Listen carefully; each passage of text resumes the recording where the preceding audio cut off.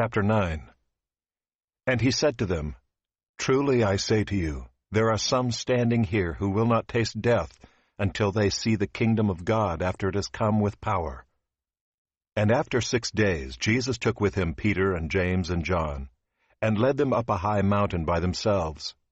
And he was transfigured before them, and his clothes became radiant, intensely white, as no one on earth could bleach them.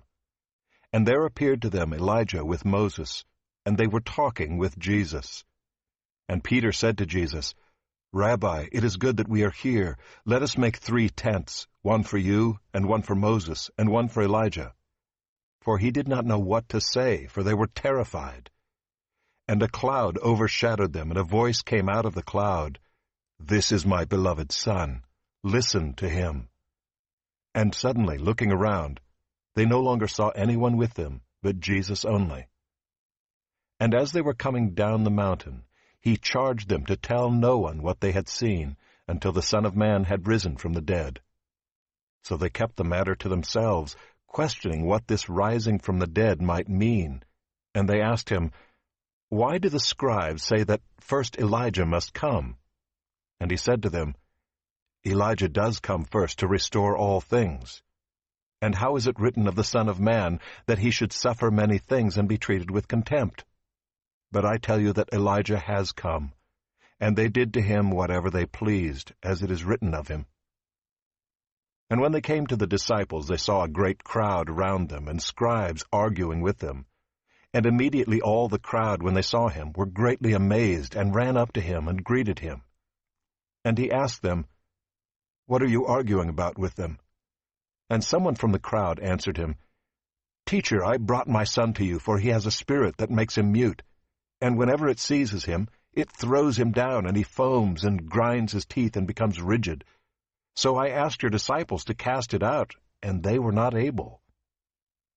And he answered them, O faithless generation, how long am I to be with you? How long am I to bear with you? Bring him to me. And they brought the boy to him. And when the spirit saw him, immediately it convulsed the boy, and he fell on the ground and rolled about, foaming at the mouth. And Jesus asked his father, How long has this been happening to him? And he said, From childhood. And it has often cast him into fire and into water to destroy him.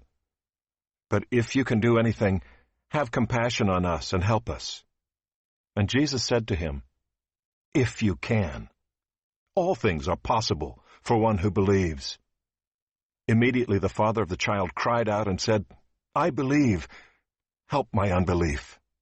And when Jesus saw that a crowd came running together, he rebuked the unclean spirit, saying to it, You mute and deaf spirit, I command you, come out of him and never enter him again. And after crying out and convulsing him terribly, it came out. And the boy was like a corpse, so that most of them said, He is dead. But Jesus took him by the hand and lifted him up, and he arose. And when he had entered the house, his disciples asked him privately, Why could we not cast it out? And he said to them, This kind cannot be driven out by anything but prayer. They went on from there and passed through Galilee, and he did not want anyone to know, for he was teaching his disciples, saying to them, The Son of Man is going to be delivered into the hands of men, and they will kill him. And when he is killed, after 3 days he will rise. But they did not understand the saying, and were afraid to ask him.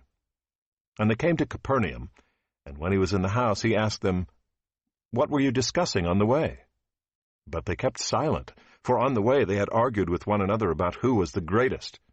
And he sat down and called the 12, and he said to them, If anyone would be first, he must be last of all, and servant of all. And he took a child and put him in the midst of them, and taking him in his arms, he said to them, Whoever receives one such child in my name receives me, and whoever receives me receives not me, but him who sent me. John said to him, Teacher, we saw someone casting out demons in your name, and we tried to stop him because he was not following us. But Jesus said, Do not stop him. For no one who does a mighty work in my name will be able soon afterward to speak evil of me. For the one who is not against us is for us. For truly I say to you, Whoever gives you a cup of water to drink because you belong to Christ will by no means lose his reward. Whoever causes one of these little ones who believe in me to sin, it would be better for him if a great millstone were hung around his neck and he were thrown into the sea. And if your hand causes you to sin, cut it off. It is better for you to enter life crippled than with 2 hands to go to hell, to the unquenchable fire.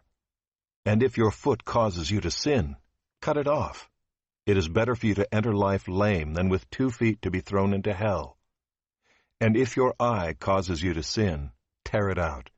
It is better for you to enter the kingdom of God with 1 eye than with 2 eyes to be thrown into hell, where their worm does not die and the fire is not quenched. For everyone will be salted with fire. Salt is good, but if the salt has lost its saltiness, how will you make it salty again? Have salt in yourselves, and be at peace with one another.